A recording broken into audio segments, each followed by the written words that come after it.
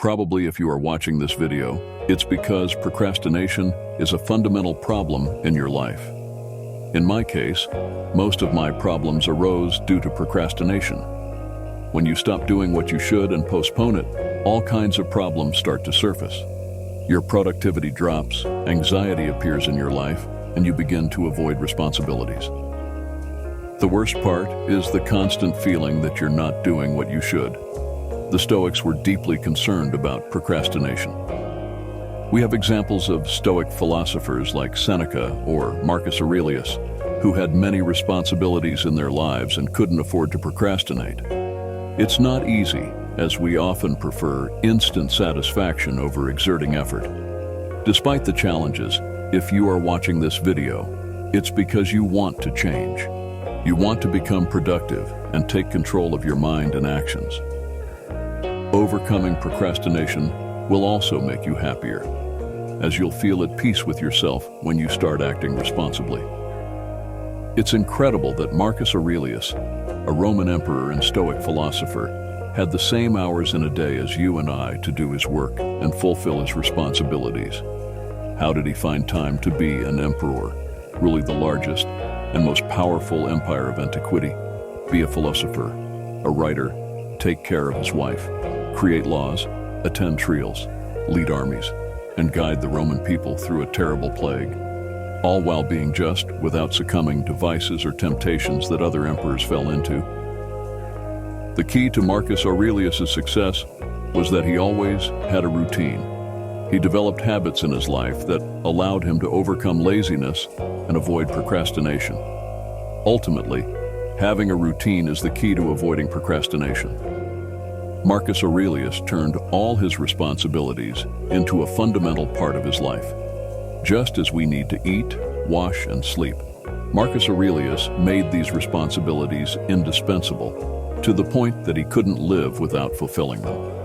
All Stoics understood, as Aristotle did, that we are what we repeatedly do. Excellence, then, is not an act but a habit.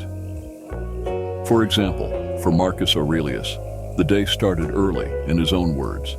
At dawn, when you wake up, understand that you rise to do the work of a human being. There was no time for him to stay in bed. He began the day by writing in his personal journal, spending a few minutes jotting down his thoughts and organizing his mind, reminding himself of what was important. Then he prepared to face his responsibilities and the people around him. He told himself, "The people you will meet today will be disrespectful and ungrateful. They will try to anger and frustrate you." Marcus Aurelius knew that he couldn't allow these people to affect his judgment and happiness. He was clear that he should act as he believed was right. After this, Marcus Aurelius would start with his most important responsibilities.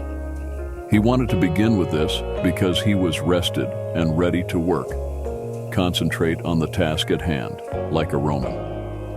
Act as if it's the most important thing, Marcus Aurelius said in his meditations. As you can see, in his routine, there's no room for procrastination. I'm sure you're thinking, how can I act like Marcus Aurelius and overcome procrastination? How can I prepare mentally, and what tricks can I follow? Next, I'll explain 7 tricks that personally help me avoid procrastination. I'll divide them into 2 parts. The first part will focus on preparing the mind to avoid procrastination, and the second part will cover actions we can take to overcome procrastination. Part 1. Prepare the mind. 1. Change your focus. Procrastination is a first-world problem. We procrastinate because we can afford to. Ask someone who doesn't have enough to eat if they ever procrastinate. Most of us live relatively comfortably, so we need to increase the sense of urgency when it comes to our responsibilities. When we procrastinate and have a deadline for what we must do, we end up completing it on the last day, when there's little time left before the deadline. It seems that when the last day arrives, laziness disappears and we become productive, acting as we should.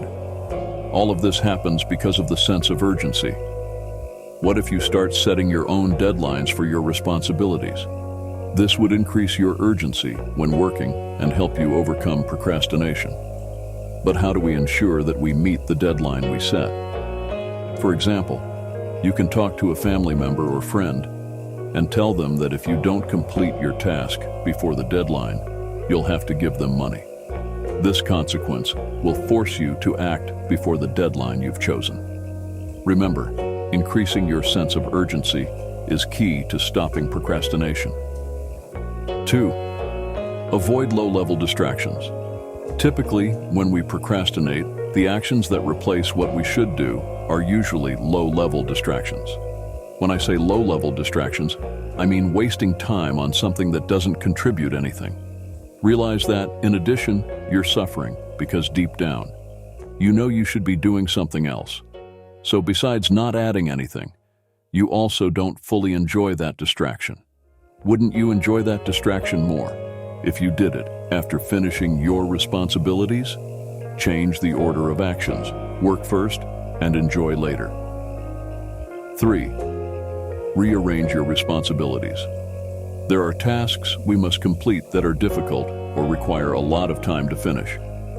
Such tasks can overwhelm or burden us, and most likely, we end up procrastinating on what we should do. If I ask you, can you work for 5 hours without getting distracted? Most likely, you can't, but could you work for an hour without getting distracted? This is more likely something you can do. And could you do it for 5 minutes? Everyone can work for 5 minutes straight. What if we apply this logic to long or challenging tasks? That is, divide those tasks into smaller parts and approach each part as a unique, shorter, and more achievable task. Probably focusing on our responsibilities in this way can help us overcome procrastination. Part 2. Actions. 4. Take the first step. Every procrastinator knows that the most challenging part is always starting the task. Once you've started, you've overcome the most challenging part. Force yourself to start. Don't think about how much time it will take to finish your task. Don't think about finishing or the difficulty of what you have to do. Just start. The first step is the most challenging, but is the most important one, and will give you momentum to continue with the second, third, and fourth steps. Being a procrastinator also has its advantage, and that is once you start, you don't want to stop because you know the difficulty of starting again or resuming the task. 5. The 5-second rule. In relation to the previous point, one of the tricks I use in my daily life to take the first step is the 5-second rule. This rule, as the name suggests, involves counting from 5 to 0, and when you reach 0, you start the task. The idea behind this is to leave the mind blank. Don't think about anything, just start. Count from 5 and begin. Don't even think about it. Personally, this trick helps me a lot in my life. Every time I want to do something that makes me uncomfortable, I count from 5, and without thinking, I do it. 6. The Pomodoro Technique. The Pomodoro Technique is a trick to divide your work time into more manageable chunks, making it easier to tackle your tasks. It's harder to start working if you think you have 5 hours of work ahead, for example. But if you divide that time with the Pomodoro Technique, you can face your work more easily. The Pomodoro Technique involves working for 25 minutes straight and then taking a 5-minute break. That would be 1 Pomodoro. After 4 Pomodoros, take a 20-minute break and repeat the process. Everyone can work for 25 minutes straight. If you notice, after completing 4 Pomodoros, you've worked for 1 hour and 40 minutes, 100% focused, and rested for 20 minutes. Focusing for 1 hour and 40 minutes of continuous work is challenging. We get distracted if we're not at 100%. We might not even start because we start procrastinating. But with this trick, you can tackle the work in 25-minute segments, which everyone can do at 100% productivity. 7. Eliminate distractions. Our brain always likes to take the easiest route. If you have your phone near your workspace or a console or anything that can distract you, You must remove all those distractions from your workspace. Design an environment that makes procrastination difficult. The only thing you should be able to do is finish your task. You must start by identifying what things prevent you from doing your work. Once you discover what they are, remove them from your workspace. Make procrastination not easy. What do you think of these tricks to avoid procrastination? Do you apply any other tricks? I look forward to your response in the comments.